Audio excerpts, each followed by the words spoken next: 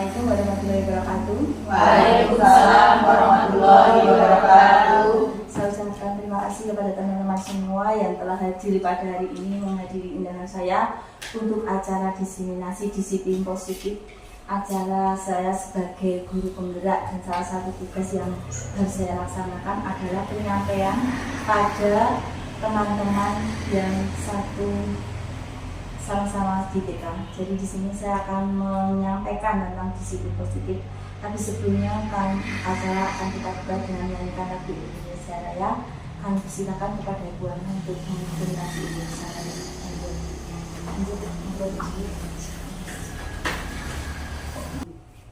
Hiduplah Indonesia Raya.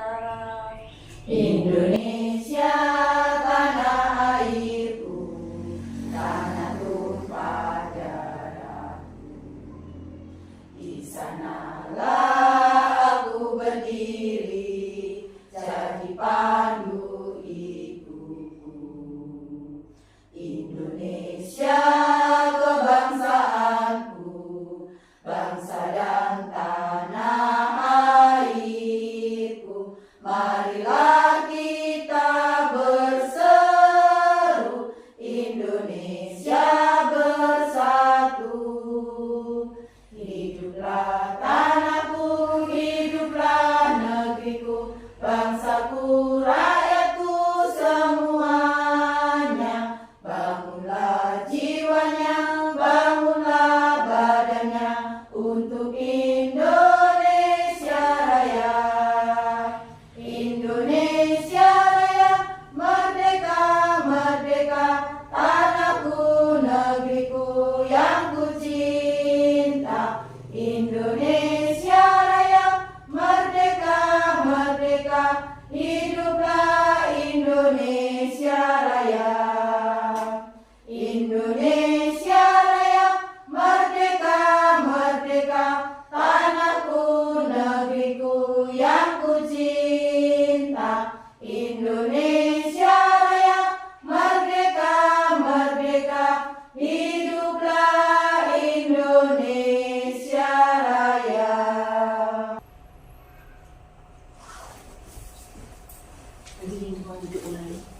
Acara diseminasi CGP tentang disiplin positif oleh Esti Mariati CGP 10 TK Negeri Pembina Menyaran Kabupaten Wonogiri.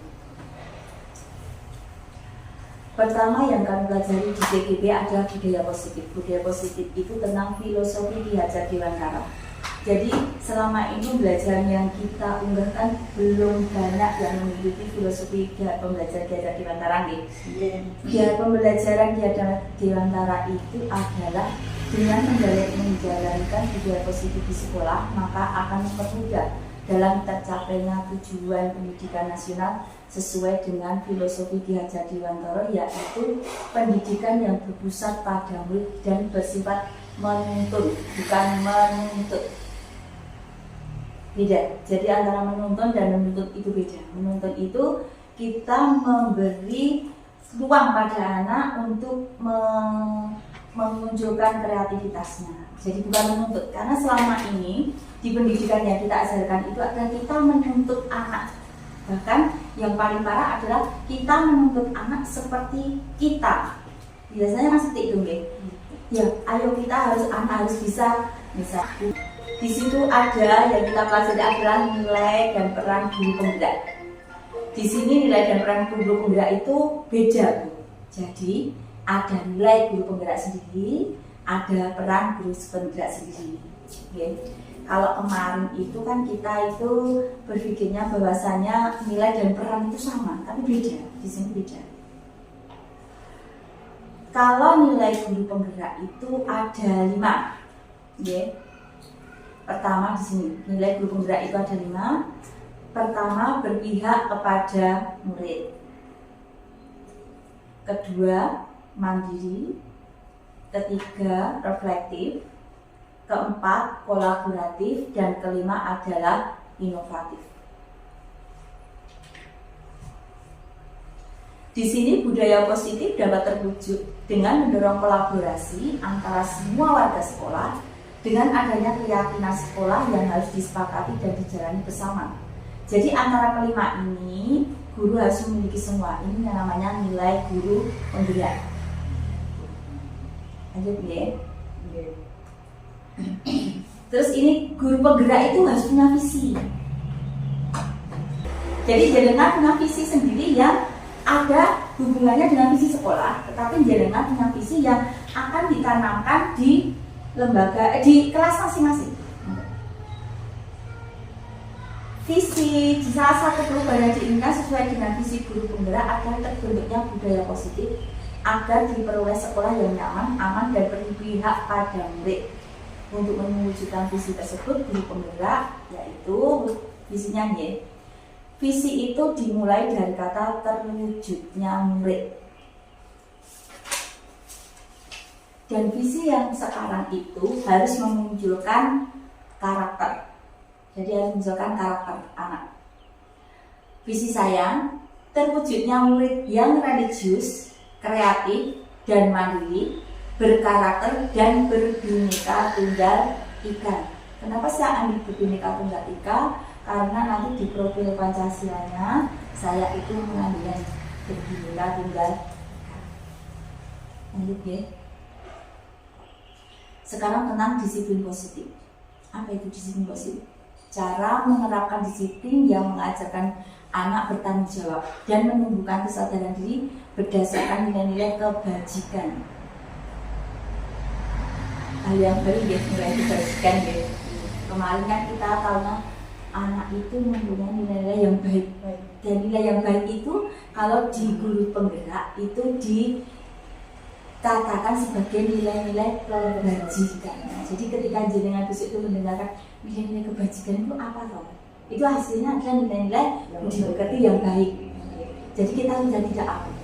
Walaupun kita itu belum bergerak ya, tapi setidaknya ilmu guru penggerak juga harus kita ketahui. Kedua, lebih ke arah positif disiplin diri yang dapat mengontrol diri melalui segala tindakan. Ketiga, dapat membuat murid memahami dan menyadari berdasarkan motivasi internal, bukan akibat paksaan, pujian, atau hukuman. Jadi anak itu bisa sadar sendiri, aku berbuat baik itu sadar sendiri, bukan karena ayo kalau kamu tidak mau seperti ini nanti aku akan kita pukul atau kita kasih bintang 1. Kadang-kadang kita seperti itu ya, sadar tidak? Ayo nanti bintangnya 1. Pasti itu. Ya, pasti itu. Oke. Apa yang Anda dapatkan ketika jadikan ayo nanti kamu dapat bintang 1? Bagi anak itu Memaksakan diri. sangat berubah, gelo, gitu. Terus apa yang Anda dapatkan ketika Anda mengatakan seperti itu? Ada enggak kebajikan positifnya pada diri Anda? Ada diuntungkan tidak kita? Dijelaskan kan bisa nanya. Nah, kita enggak ada diuntungkan. Dijauhi anak. Jadi budaya positif ini salah satunya nanti kita belajar seperti itu. Atau di sini tuh segitiga restitusi yang kemarin kita juga belum tahu deh. Nanti akan kita pahami di sini budaya positif itu apa, di sini juga ada. Jadi hilangkan itu.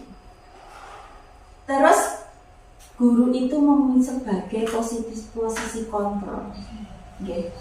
Di sini biasanya kalau jenengan itu mengajar anak di kelas, apa yang Anda lakukan di antara 5 ini? Anda sebagai yang mana? Sebagai penghukum,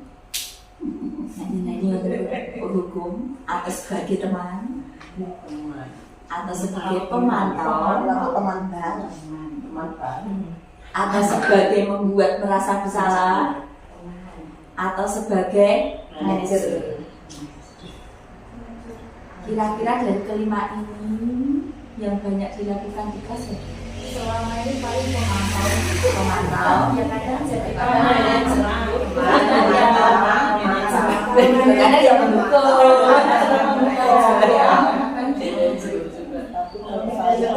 membuat merasa masalah ya. Kenapa tidak jadi manajer? Itu belum. Itu sudah tingkat yang tinggi. Sebenarnya mungkin dia sudah jadi manajer, hanya belum paham. Ya kan? Manajer itu bagaimana? Rata-rata kita sebagai penghukum, atau pemantau? Gitu. Teman Ayo dek duduk, ayo dek sedekku, ayo dek berdoa yang benar ya dah. Menjadi guru yang selalu mempunyai sifat menghukum dan memantau, kadang bisa menjadi teman gitu. Dan yang paling kadang kita membuat merasa agak besar, itu yang paling banyak dilakukan kita, tapi kita nggak menyadari efeknya nanti ke anak itu bagaimana. Dia ya kan? Iya.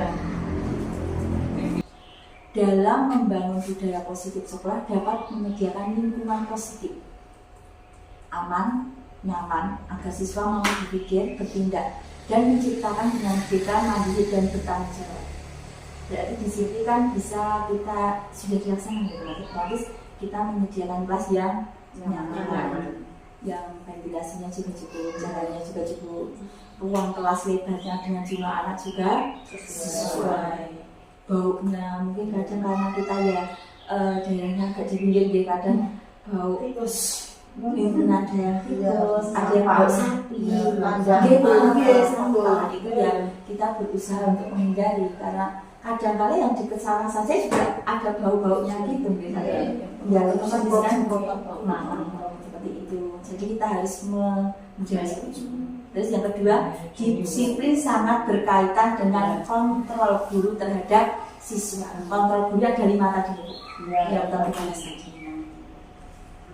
Sekarang kita bermain dulu. Bermain sweet. Di sini nanti yang menang dapat hadiah, yang kalah mendapat hukuman. Mau hadiahnya, mau makanan, tapi mau upload. Ya, berapa?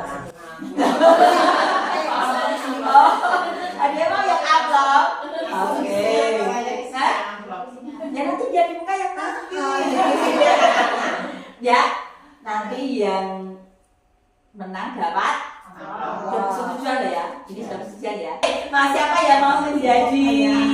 Ada yang menjadi menjadi mau pemainnya 2 orang. Main sih ya. Pingsu sini di depan. Oh, di sana dia, biar kelihatan.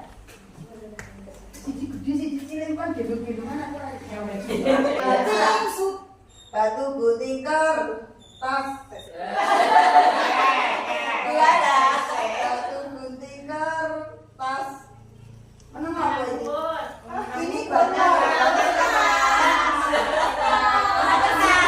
Karena kita kan dia membungkus. Iya, betul. Nanti yang dapat via amplop.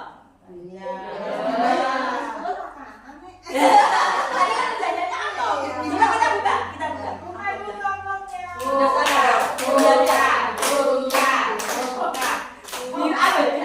Diambil. Alhamdulillah.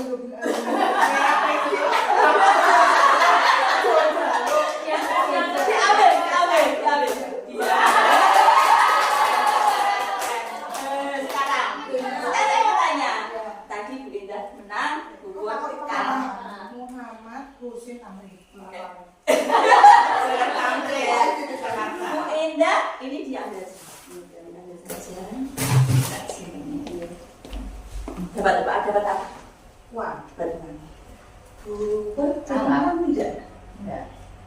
ingin situasi, lihat situasinya. Sekarang tidak. Nilai hadiahnya Bu Indah enggak? Tidak. Sekarang tidak. Kenapa tidak? Belum. Sekarang tidak. Bu Indah itu punya Ya. dan permainan kita ada sekarang genggam dan orang harus berusaha membuka genggaman tangan Bu Indah agar mendapatkan hadiah. Iya. Genggam yang genggam yang terus nanti kamu merebutnya dengan segala cara bagaimana tangannya Bu Indah bisa dibuka. Oke. Satu, saya tahu. Permainan toh. Ini saya yang berkuasa kan.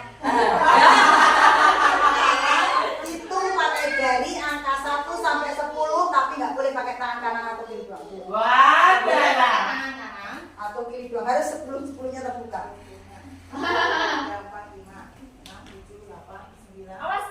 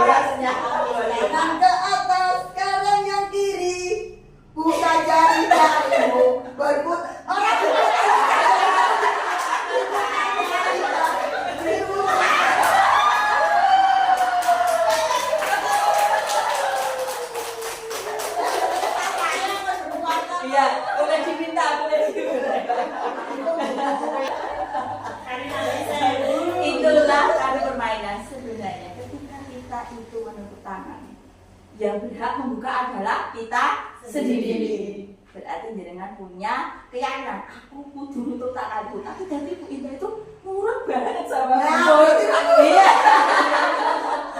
Berarti dia itu mungkin keyakinan ya sudah berusaha untuk agar uangnya tidak jatuh, tidak terbuang, tapi karena bukunya idenya itu luar biasa. Disitulah yang namanya keyakinan. Pertama tadi ada tentang perubahan paradigma. Di sini ada 1, 2, 3, 4 ilustrasi guru mengontrol siswa, ilustrasi semua penguatan positif efektif dan bermanfaat, ilustrasi kritik dan membuat orang lain merasa bersalah, terus sama ilustrasi bahwa orang dewasa memiliki hak untuk memaksa. Karena kita sebagai guru hal-hal ini banyak kita laksanakan. Jadi ini harus dirubah. Jadi kita sebagai guru mengontrol anak. Ayo dek, kita membuat hari ini membuat balon. Balonnya warnanya abang. Jelas abang. Berarti kita mengontrol anak itu nggak? Iya. Semua pada dasarnya kita tidak dapat memaksakan anak untuk berbuat sesuatu jika murid tersebut memilih untuk tidak melakukannya. Walaupun tampaknya guru sedang mengontrol perilaku murid. Dan demikian terjadi karena murid sedang mengizinkan dirinya dikontrol. Kalau aku mau ya aku mau, tapi kalau aku ya udah. Berarti kita tidak boleh memaksa. Saat itu bentuk kontrol guru menjadi kebutuhan dasar yang diberi murid tersebut. Teori kontrol ini ada menyatakan bahwa semua perilaku memiliki tujuan, bahkan terhadap perilaku yang tidak disukai. Jadi teori kontrol ini berlaku bagi yang perilaku yang disukai dan tidak disukai. Harus bisa mengontrol, ya? Dan mengontrol itu dari diri sendiri. 2. Penguatan positif efektif dan bermanfaat. Penguatan positif atau bujukan adalah bentuk-bentuk kontrol juga. Segala usaha untuk memengaruhi murid agar mengulangi sesuatu perilaku tertentu adalah suatu usaha untuk mengontrol murid tersebut. Dalam jangka waktu tertentu, kemungkinan tersebut akan menyadari dan mencoba untuk menolak bujukan kita, atau bisa jadi murid tersebut menjadi tergantung pada pendapat sang guru. Biasanya gini, ini bisa diusahakan dalam memberi penghargaan. Pernah kan memberi penghargaan? Pernah. Tadi permainan sweet, kita kasih harga, mintanya tadi amplop, gitu ya? Ya, itu adalah sebuah penghargaan. Nah, besok lagi kalau kita terbiasa dengan penghargaan, besok lagi anak itu juga akan mau melakukan sesuatu apabila ada penghargaan. Boleh tidak dilakukan seperti itu? Tidak. Tapi kadang ada anak yang di rumahnya itu sudah terbiasa. Betul. Ya tidak, itu bukan juga. Orang tuanya sudah membiasakan akan diberi hadiah apabila melakukan sesuatu. Terus bagaimana posisi jenengan? Kan itu termasuk sebuah kesulitan juga. Jadi menghukum juga tidak boleh, memberi penghargaan juga tidak boleh. Mengkritik atau membuat orang merasa bersalah dalam penguatan karakter. Menggunakan kritik dan rasa bersalah untuk mengontrol murid menuju pada identitas gagal. Jadi terkadang kita tuh kalau merasa anak bersalah kan, dia ampun kalau dia sakit kayak lu temen ini, masa buat jaga itu. Kadang kita hanya tidak boleh kan itu kan memang menghukum. Kadang maksudnya kita itu mau memberikan yang dengan cara harus gini ya.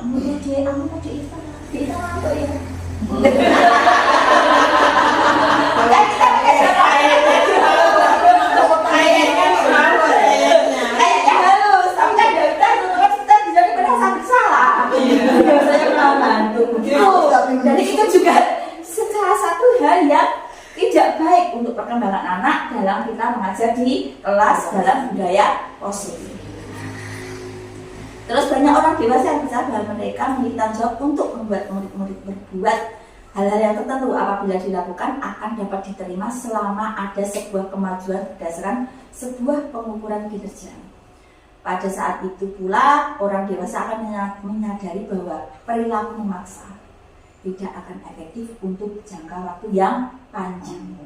Daya tidak perlu dibahas, ini sudah kita sadari. Sadar kan? Jadi terutama pada anak-anak kita, anak kandung kita. Kalau anak murid mau nggak? Disiplin positif di sini ada 3, yaitu dalam bentuk budaya kita makna bahwa disiplin dimaknai dengan sesuatu yang dilakukan seseorang pada orang lain untuk mendapatkan kepatuhan. Kita cenderung menghubungkan kata disiplin dengan ketidaknyamanan, padahal itu tidak seperti itu. Sebagai pendidik, tujuan kita adalah menciptakan anak-anak yang memiliki disiplin diri hingga mereka bisa berperilaku dengan mengacu pada nilai-nilai kebajikan universal, memiliki motivasi intrinsik dan bukan ekstrinsik. Jadi budaya positif ini harus keluar dari diri anak sendiri, tidak beri guru yang, "Dek, kamu harus makan dengan misalnya dengan duduk rapi, duduk adil." Kali itu memang pertama biasanya kalau anak itu kan kita kebiasaan dulu ya. Lama-lama anak itu diharapkan bisa melakukan itu sendiri tanpa diperintah oleh orang dewasa di sekitarnya, entah itu guru, orang tua atau siapapun. Jadi bagaimana cara jenengan harus menanamkan disiplin positif merasakan cara penerapan disiplin dan untuk menumbuhkan kesadaran serta memperdaya anak untuk melakukan sesuatu tanpa sokokan tadi, tanpa ancaman maupun hukuman. Mengapa ada yang melanggar aturan? Ada peraturan. Karena ada aturan.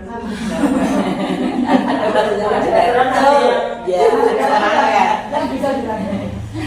Seluruh tindakan manusia memiliki tujuan tertentu. Semua yang kita lakukan adalah usaha terbaik kita untuk mendapatkan apa yang kita inginkan. Ketika kita mendapatkan apa yang kita inginkan, sebetulnya saat itu kita sedang memenuhi satu atau lebih dari satu kebutuhan dasar kita. Jadi di sini kita mau membahas tentang kebutuhan dasar.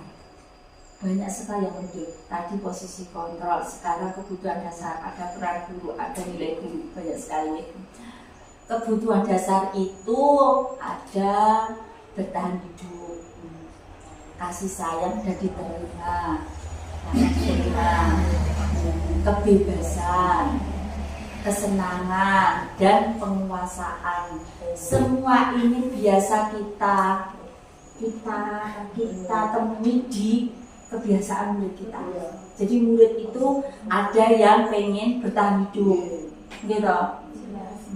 Pokoknya dia pengen. Ada yang pengen bebas. Ada nggak di kelas? Ada. Menek meja. Ada nggak? Ada. Gitu. Iya, kita langsung berdosor. Itu ada. Bebas, dia bebas. Bengok-bengok, itu nggih. Duduk-duduk, dia bebas. Ada yang merasa kalau tidak disayangi atau rasa diterima di kelas dia akan nangis. Ada ya? Gendot. Itu dia merasa diterima atau dikasih sayang. Ada kan? Ada. Ada enggak murid yang memiliki rasa senang? Maksudnya senang itu bisa bernilai positif dan negatif. Ada anak yang senang ketika bisa membantu temannya. Ada anak yang senang ketika bisa berhasil menjahili temannya. Iya enggak? Iya. Kenapa banyak yang menjahili temannya ya? Ya itu budaya negatif bagi diri anak ya. Itu memang ini kita temukan semua. Ada anak yang senang menjadi penguasa. Ada enggak? Iya. Ini ada semua masuk ke sifat egosentris anak yang harus kita kelola dan kita sadari. Iya, Banyak. apa ada yang salah dengan kalimat ini? Kan tidak. Semua adalah tentang kebutuhan dasar anak itu di sini. Sebenarnya anak itu butuh bertahan hidup. Anak lapar itu bertahan hidup. Iya. Gitu, nggak sarapan, jangan bayangin ketika anak kita nggak sarapan, bagaimana? Sakit. Nggak usah gitu. Anak ketika di cuma mau bab gitu ya, ngopuk ya. Terus belum karena dia itu terlalu disiplin ya, udah jam 7 dia terasa gitu. Itu kan kebutuhan hidup juga ya. Ketika dia ngopuk nggak bisa, karena udah mau berangkat, udah dia boleh berangkat, akhirnya jangan memaksakan dirinya. Itu sebenarnya ada bukan keinginan dari orang tua, pikiran sendiri. Sampai di sana, apakah dia akan merasa nyaman? Iya. Dan kita harus menangani seperti itu. Lanjut. Di sini ada kasusnya ini diambil enggak Bu Santi, guru wali kelas. Jadi gini, ini ada kasus nanti akan kita bahas. Kasus ini masalahnya di mana saja. Bu Santi, guru wali kelas 1 SD, ya sedang bingung menghadapi pula salah satu murid lainnya bernama Randy. Beberapa anak di kelas 1 telah datang padanya dan mengeluh. Randy yang seringkali meminta bekal makan mereka dengan paksa. Jika Anda menghadapi situasi seperti Bu Santi, apa yang akan Anda lakukan? Menurut Anda kira-kira apa alasan Randy melakukan hal itu? Apa alasannya kira-kira? Banyak alasan yang jujur. Apa? Salah satu, Randy belum sarapan di rumah. Yang kedua, Randy kepengen menu yang dibawa temennya. Mungkin ada lagi, bagus sekali. Kesenangan. Kesenangan gimana? Jahil. Kesenangannya tadi dia jahil. Terus kalau di itu tadi apa namanya penguasaan tadi penguasaan masuk ya? Iya, power project udah itu. Penguasaan juga masuk ya. Pengennya tuh kebiasaan mental. Ada emang saya Ada. Jadi setiap temen ada apa saja sama.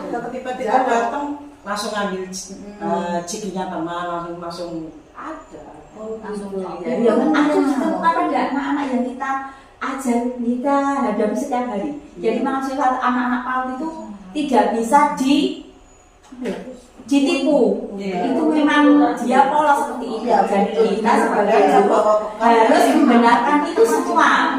Tapi yang bawa itu langsung otomatis ngambil Langsung jadi semua ditemukan ya. Kalau menurut cara budaya positif guru penggerak, ya ini mungkin gini. Saya sendiri juga tidak begitu setuju karena di sini di penyelesaian kasus itu sebenarnya ada pertanyaan-pertanyaan yang di garis merah Bu. Jadi kalau pertanyaan ini maksudnya ini, kalau pertanyaan ini maksudnya. Tapi ketika kita dibawa pertanyaan-pertanyaan itu kelihatannya tidak bisa kita masukkan semua karena kadang ada anak yang tidak paham. Gini, ini dari masalah Bu Santi tadi dari bertahan hidup. Kata dia dari mana? Bertahan hidup, kebebasan, kasih sayang, kesenangan dan penguasaan. Jadi kita perlu pecah satu ya. Mungkin betul bertahan hidup lapar, orang tuanya tidak membawakan bekal makan. Disetujui nggih? Kebebasan, Randy merasa bosan dengan bekal yang dibawanya karena selalu sama. Bisa jadi ya. Kasih sayang, teman dan guru menjadi perhatian Randy. Jadi Randy di rumah itu kurang kasih sayang. Jadi dia mencari gara-gara caper seperti itu. Kesenangan, Randy iseng dan puas gitu melihat ekspresi teman wajah temannya yang mungkin menangis, mungkin bengok-bengok, marah, jadi dia senang. Iya, senang. Kadang ada seperti itu juga.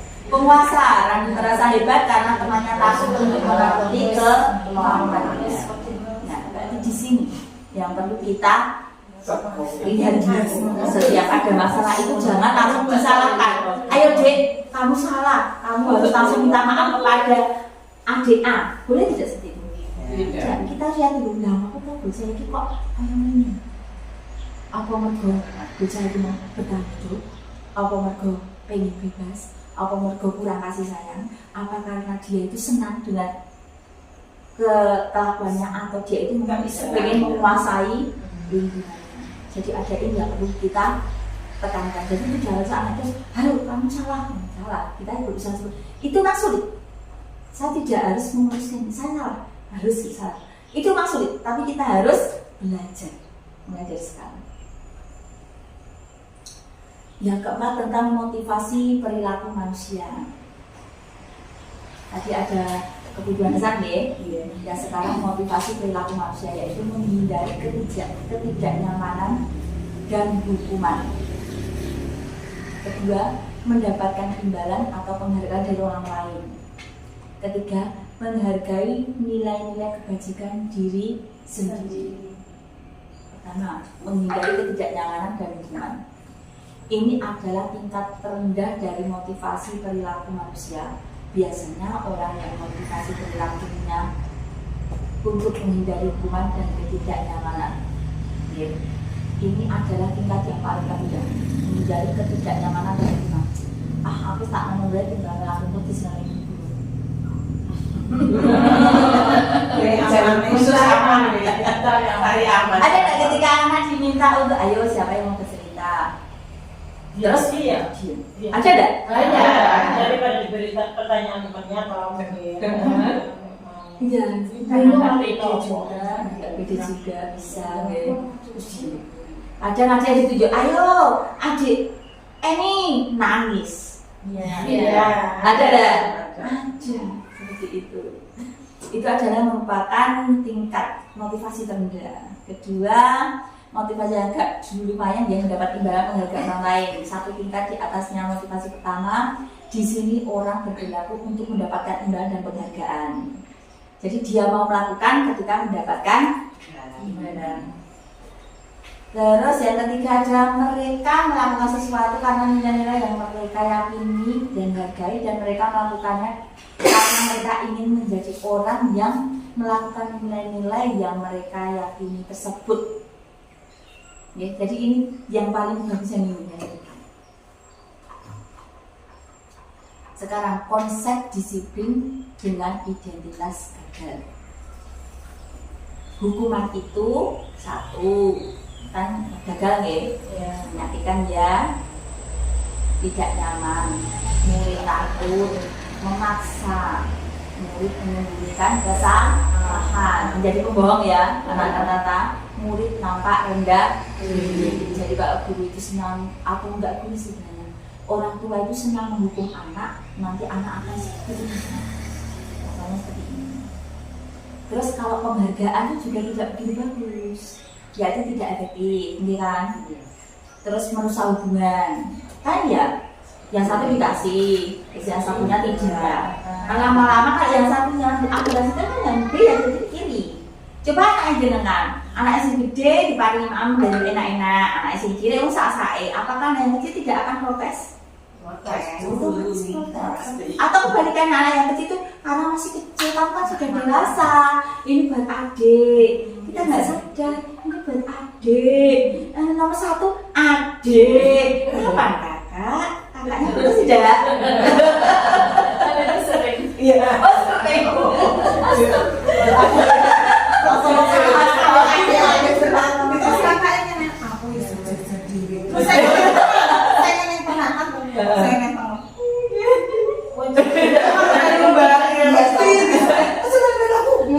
Biasanya yang tengah yang saya Yang tengah ya bagaimana? yang kecepet biasanya tuh. Oh gitu ya. Setelah psikologi anak tengah itu kecepet. Oh iya, gitu ya. Penasaran juga, jadi nggak merasakan ada yang tengah itu bagaimana ya? Bisa sama kecil gitu. Tapi terkadang kita kan nggak nyadar. Ini untuk adik ya, untuk adik ya, untuk adik terus. Dan kita terkadang ada gini. Dek, seperti kakak itu loh, kakak itu pinter, kakak itu rajin, kakak itu gini, kakak itu the best. Membandingkan, itu betul kan ya Jun? Walaupun ini maksudnya kita memberi motivasi pada yang anak yang kecil, tapi nggak sadar itu ada penghargaan bagi ke anak yang besar, tapi adalah yang satu menjadi tidak baik pertumbuhannya. Itu tidak dihindarkan duanya ini, hukuman dan penghargaan lah ya, latihan. Nah, ada tambah dua lagi, yaitu tentang konsekuensi dan restitusi. Mungkin ini hal yang agak baru ya. Kalau konsekuensi ini mungkin kita sudah ya, tentu penguatan jangka pendek, perlu monitoring berkelanjutan, menstimulus respon, menghormati peraturan, kehilangan waktu yang untuk merenungi kesalahan. Ini maksudnya di konsekuensi ini kalau kita debat itu kita sudah melaksanakan kesepakatan kelas. Nah, kita harus konsekuensi dengan kesepakatan kelas, ya. Jadi ini konsekuensi maksudnya di sini boleh dilakukan, tetapi ya boleh, ini termasuk yang memang berdasarkan ya ada konsekuensi dan restitusi ini. Ini adalah merupakan yang tidak terlalu berdampak negatif pada anak-anak. Tapi ya memang jangka waktunya pendek. Kalau konsekuensinya jatuh macam pendek. Misalnya anak rame, dek itu dek keyakinan kelas harus tertib. Anak tertib, set duduk 1 menit, baru biar, ya dah. Itu juga merasa kalau kita bengok ya, anak itu juga belum mau, dia belum bisa baca. Maksudnya gitu. Sulitnya gitu lah. Itu dibaca dia tidak bisa. Biasanya mengingatkan tuh kesepakatan kita kemarin bagaimana dibacakan guru gitu. Nanti duduk sebentar. Habis itu mengajarkan gitu ya. Itulah. Itu kelemahan kesepakatan kelas. Itu ada konsekuensinya. Yang ketiga adalah restitusi, di mana murid bertanggung jawab untuk perilakunya. Fokus pada pemecahan masalah jangka panjang. Murid menghormati dirinya dan orang lain. Terus teori kontrol yang tadi. Murid bersemangat memperbaiki kesalahannya. Ini yang diminta. Jadi antara restitusi dan manajer tadi itu seimbang. harus seimbang. Kalau ingin menjadi seorang manajer, jenengan harus bisa menyelesaikan masalah dengan cara restitusi. Intinya di sini. Jadi restitusi itu adalah penyelesaian masalah. Sudah paham gitu? Iya. Dulu kan kita segitiga restitusi apa? Ya tidak? Kita segitiga iya. Kita pikir dulu itu segitiga restitusi itu kayak sudut-sudut gitu ya? Sudut pengaman gitu ya? Nah, sebenarnya bukan. Jadi restitusi itu adalah cara kita untuk menyelesaikan masalah sehingga kita itu bisa menjadi seorang manajer. Nonton gitu. Penengahnya. Alatnya. Jadi kalau kita itu pengen jadi guru ya seorang manajer, alatnya menyelesaikan masalah nganggo restitusi, ojo nganggo konsekuensi, ojo nganggo penghargaan, ojo nganggo hukuman. Jadi yang cara yang bagus menyelesaikan masalah adalah restitusi. Sekarang kita lihat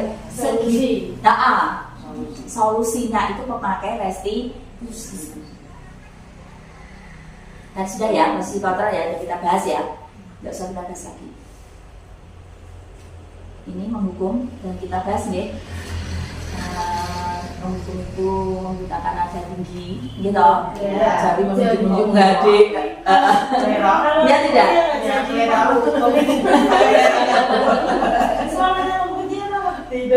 Iya, hukuman yang diberikan bisa berupa hukuman verbal atau fisik.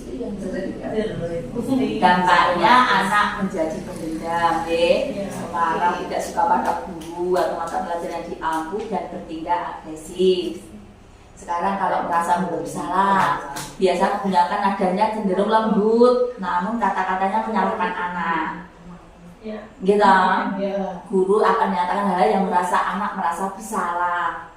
Dampak negatifnya, murid akan merasa bersalah dan merasa gagal dan rendah diri sehingga menarik diri dari lingkungannya. Terkadang kita nggak sadar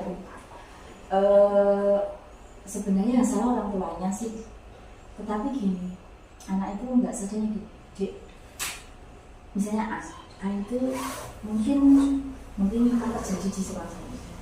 A itu orang tuanya mungkin tidak sempurna. Maksudnya dalam kebutuhan fisik ada orang tuanya yang tidak sempurna gitu. Terus otomatis kan ibu B yang punya anak yang merasa ada paling sempurna gitu. Nanti ayo jangan deket-deket sama itu ya. Itu ngomong ibunya begini. Itu kadang terjadi. Dan kita tidak, terus anak yang tadi ibunya mungkin tidak terlalu kurang sempurna tadi kan otomatis anaknya merasa itu kadang ada ya kejadian itu kita masa membuat merasa bersalah karena itu bukan kesalahan anak itu situasi terus menjadi teman. Kalau menjadi teman soalnya guru ya ramah biasa ya, kita bisa guru cenderung bersendal guru itu biasa ya kita lakukan ya. Bapaknya murid akan tergantung pada satu orang. Murid tidak mandiri dan tidak bisa berpikir untuk diri sendiri. Yang ketiga, memantau. Kalau memantau itu guru saya datar, tidak emosional, tidak bersendagurau dan tidak menggunakan nada tinggi. Kadang guru sama TikTok. Namanya memantau.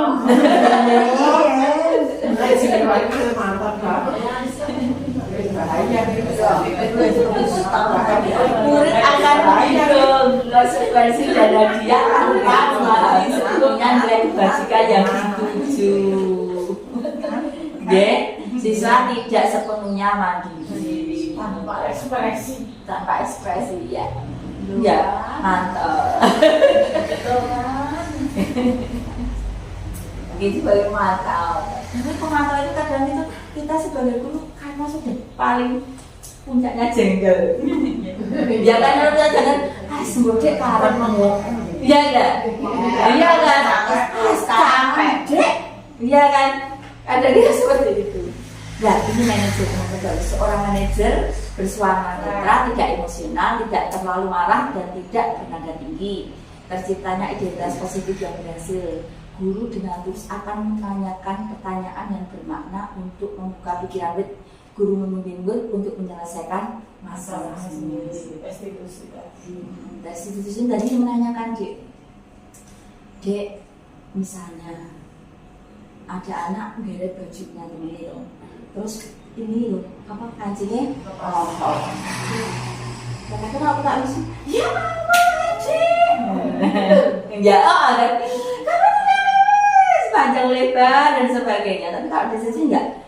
Tadi kenapa kok bisa kancing bajunya itu kok bisa lepas semua? Nah, tadi punya dan memberikan masukan misalnya itu alasan-alasan. Nah, terus tadi kan harusnya tadi tidak seperti itu. Kalau seandainya tadi itu A itu salah, kenapa tidak kita ajak saja dengan bergandengan tangan? Terus bagaimana ini? Kalau mau pulang nanti bajunya biar bisa dipakai. Kan tadi kancingnya semua lepas. Terus dia bisa mencari solusi biar nanti bisa kakak temannya memakai baju di rumah agar temannya tidak dimana. Kan nanti dia tanya sih, iya teman gitu. Nah iya nanti bagaimana? Kata syukur-syukur yuk,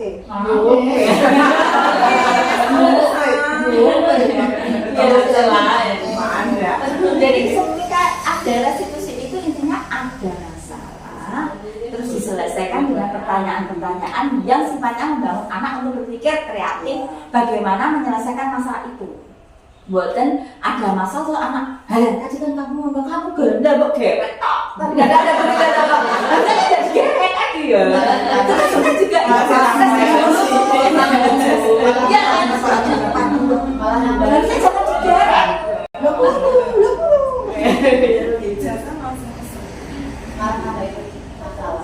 Iya, ada masalah. Terus merasa bersalah. Oh, bener akhirnya ya.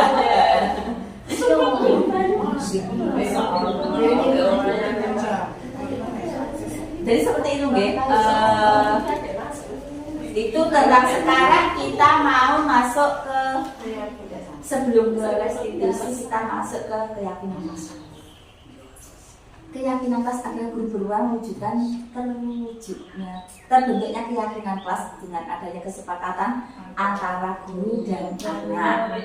Jadi kesepakatan kelas itu digariskan untuk guru kok sendiri. Keyakinan kelas berupa pernyataan universal yang mudah diingat, dipahami, diterapkan di lingkungan belajar.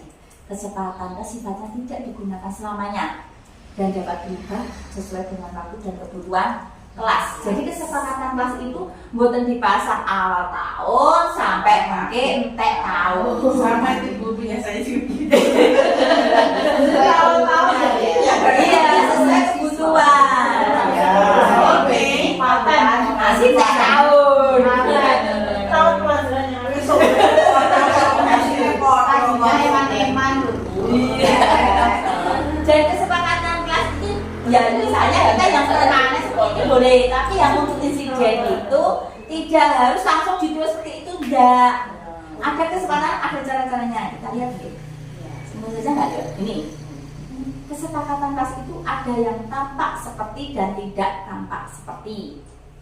Tampak seperti datang tepat waktu, yang tidak tampak seperti datang terlambat.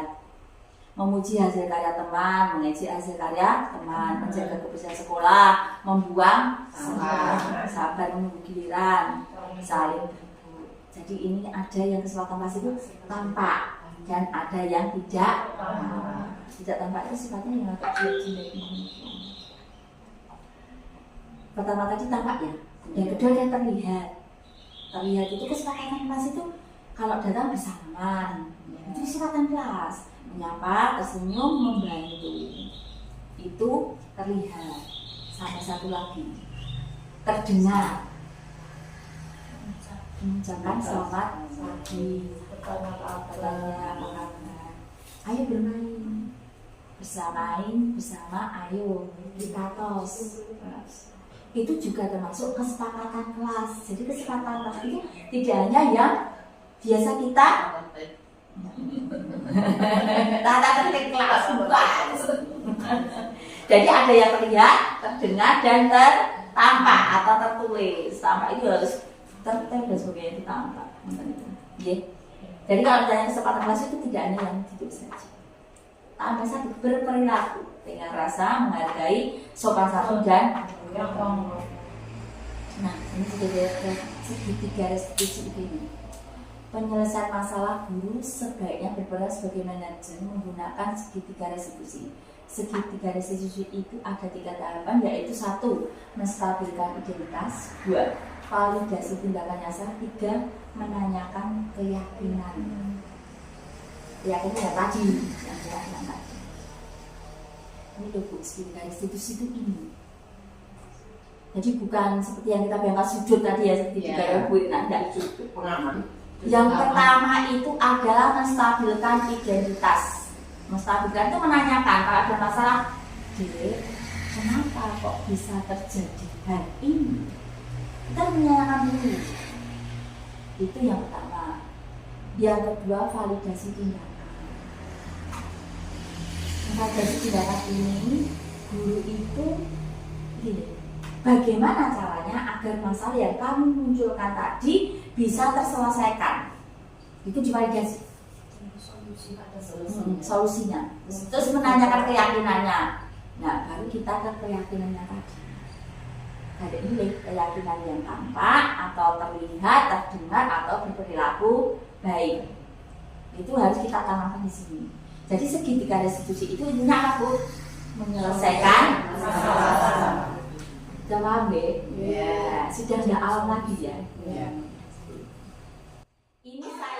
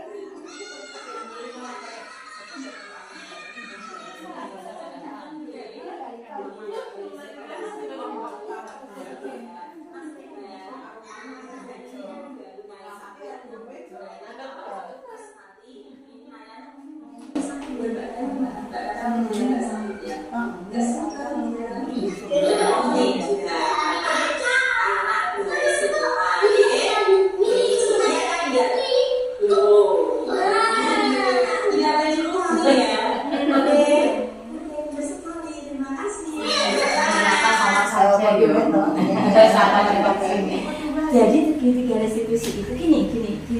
Kan kita nggak ngerti. Saya kemarin juga bingung mau membuat aksi nyata untuk modul latihan bingung. Terus aku menyelesaikan masalah segitiga restitusi caranya bagaimana? Kan kita nggak mungkin bisa setting. Kalau anak saya bisa kita setting. Dek, nanti kamu bilang gini pertanyaannya A, kamu bilangnya begini, kan bisa. SD ke sana bisa. Anak kita apakah bisa kita bisa. Terus saya akhirnya punya ide, sebenarnya ini ada videonya. Video itu tidak sengaja kita ambil waktu anak itu nggak sengaja. Ini ada videonya ya. Anak itu kan biasanya gini, setiap anak sudah menyelesaikan kegiatan, anak mempresentasikan hasilnya. Waktu itu saya mengajar di kelasnya Muzari waktu itu izin mengajar, saya suruh mempresentasikan. Dan ketika tiga anak itu mempresentasikan hasilnya itu, ini Rizal tadi, yang anak namanya Rizal tadi itu lari dari belakang toh, langsung begitu, yang Naila itu dan akhirnya Naila tuh main nangis saat itu. Tapi videonya itu tadi belum betul. Ini terus ini kita ulas melalui video yang ini. Ini saya mengulasnya lain hari. Jadi di video ini saya ulas tidak saat itu. Jadi kita ambil. Kalian buat apa?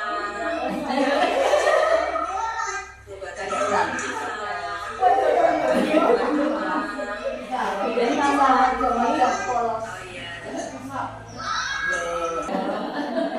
Jadi memang saya berusaha membuat tugasnya itu. Saya itu berusaha yang natural itu. Jadi memang itu benar-benar jadi yang tidak disengaja, masih sengaja oleh anak terjadi ke video, terus kita ulas melalui video di hari berikutnya. Positif dan mohon maaf apabila ada kata-kata saya yang mungkin sifatnya salah atau kekurangan saya dalam menyampaikan demonstrasi hari ini, banyak kekurangan, saya mohon maaf sekali. Akhirul kalam, wassalamualaikum warahmatullahi wabarakatuh.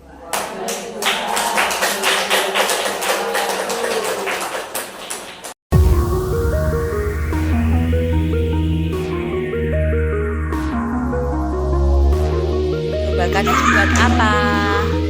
Kalian buat apa? Oh iya, terus?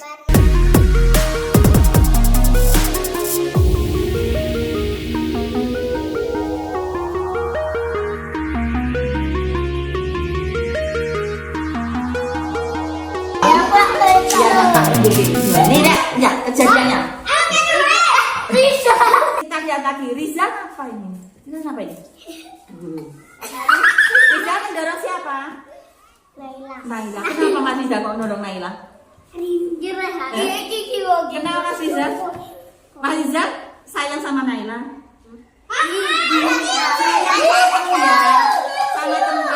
Sama teman harusnya sayang ya. Dek, ini perbuatan Mas Rizal ini benar apa tidak? Perbuatannya Mas Rizal benar apa tidak? Tidak.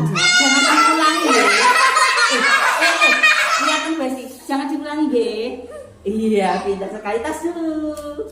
Iya, Mas Rehan, ini Mas Rizal ini kan mengganggu Naila. Lihat ya, mengganggu Naila toh. Terus nanti ini Nailanya, untung Naila nggak sakit ya, Mbak Naila mana? Mbak Naila pintar ya, nggak sakit ya. Nggak sakit tadi gitu kan? Oh tidak, karena anak baik semua. Lihat kan, lihat. Loh, tidak boleh diulangi ya. Oke, pintar sekali. Terima kasih. Tepuk tangan.